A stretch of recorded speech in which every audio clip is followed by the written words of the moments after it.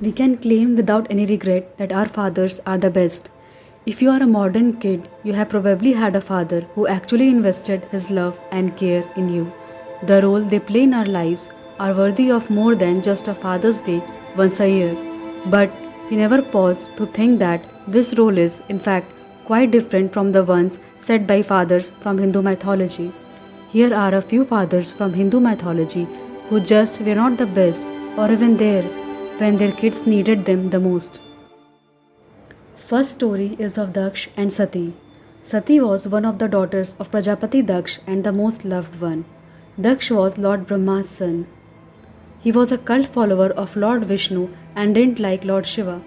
One of the main reasons of not liking Shiva was that Lord Shiva had cursed Brahmaji that he would not be worshipped in order to destroy his ego. So, as a son, Daksh always felt that injustice was done to his father. To know more about the story in detail, you can listen to this on our channel. Daksh didn't want to marry his daughter Sati to Shiva, just because Shiva lived on Kailash with Ganas and Aghoris and didn't follow any rules and regulations that Daksh has created for the society. Daksh was on an ego trip where he thought that he is one of the lords and everyone should follow him. Anyways, after a lot of struggle, Sati was finally married to Lord Shiva, but the ego inside Prajapati Daksha had not settled. So he decided to organize a yajna in which Shiva was not invited. Everyone except Shiva and Sati were invited. When Sati comes to know of this yajna, she, along with Nandi, comes to her father's place. She pleads with her father Daksha to stop the yajna and to realize his mistake and to call Shiva.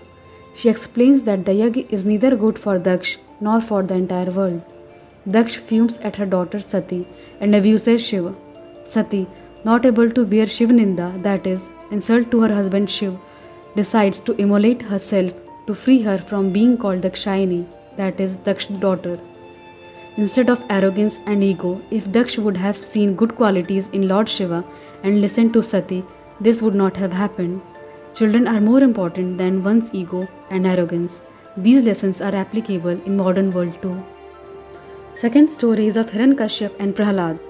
Both the Bhagavad Puran and Vishnu Puran describes the terrifying story of this father-son duo. Most Hindu kids have grown up hearing the stories of villain that Hirankashyap was, thanks to the nearly immortal boon he got from Brahma. His son Prahlad, born away from his father's evil influence, was a Bhakt of Vishnu whom Hirankashyap hated. Obviously, Hirankashyap was very disappointed with his son for choosing a god he didn't love. We are sure that your father might have been disappointed with your choices of friends, careers, or partners and learn to deal with them in time. That's what parents do when they realize their child is an individual and has a right to his or her own choices. But that's a good father we are talking about, not Hirankashyap. Prahlad was constantly attacked by his father. Hirankashyap tried to get his son killed on numerous occasions. At one point, he has his sister Holika sit with Prahlad on a burning pyre. This led to Holika Dahan, but Prahlad was unharmed. Finally, Hirankashyap directly challenged Prahlad's beliefs and Vishnu himself appeared in his Narsimha avatar to kill the demon king. Our mythological kings and princes were quite the inspiration, but only as rulers.